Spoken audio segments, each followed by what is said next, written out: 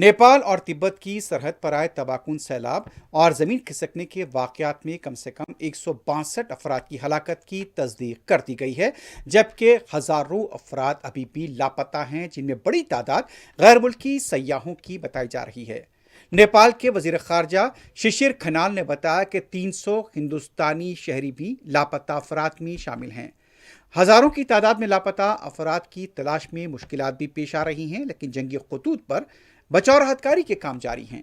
नेपाल और तिब्बत की सरहद पर आए सैलाब और लैंडस्लाइडिंग को तकरीबन 24 घंटों से ज़्यादा का वक्त हो चुका है।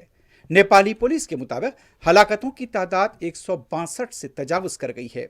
पुलिस ने आज सुबह जारी एक बयान में बताया कि हलाक होने वालों में से 64 अफराद की लाशें जिले चितवान के नशेबी इलाकों से और 26 की लाशें नवाल परासी ईस्ट से बरामद हुई हैं। तफसीलात के मुताबिक अब भी लापता अफराद में 28 पुलिस मुलाजमीन शामिल हैं। खदशा जाहिर किया जा रहा है कि हलाकतों की तादाद इससे कहीं ज़्यादा हो सकती है, क्योंकि तलाश और इमदादी कार्रवाइयों का सिलसिला अब भी जारी है।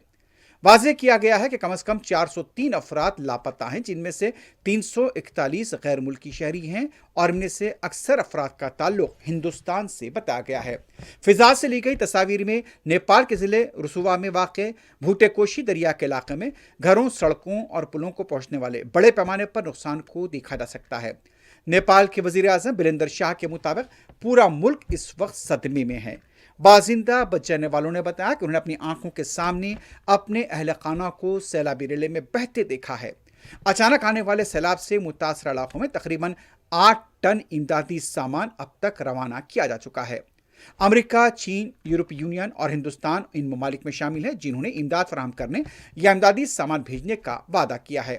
हुकाम ने इब्तिदा में ख्याल जाहिर किया था कि अचानक आने वाले सैलाब की वजह ज़लज़ला था, लेकिन अमरीकी जियोलॉजिकल सर्वे के ताज़ा तरीन तज्ज़िये से पता चला है कि इलाके में कोई ज़लज़ला नहीं आया था और ग्लेशियर के मुनद्दम होने और मिट्टी और पत्थरों के बड़े बहाव ने इस ज़लज़ले जैसी सरगर्मी को जन्म दिया था।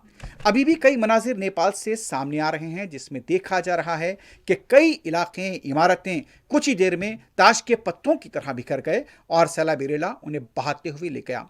यहाँ तक कि सैलाबी पानी में बड़े बड़े पहाड़ और चट्टानें बहते हुए देखे गए, तो इस कदर पानी का जोर था कि कई देहात बह गए हैं।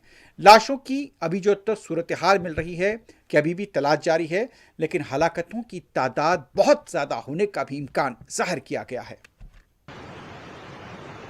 के छैन ढुङ्गे बजार पुरै डुबेको छ हेर्नुस् 30 अवस्था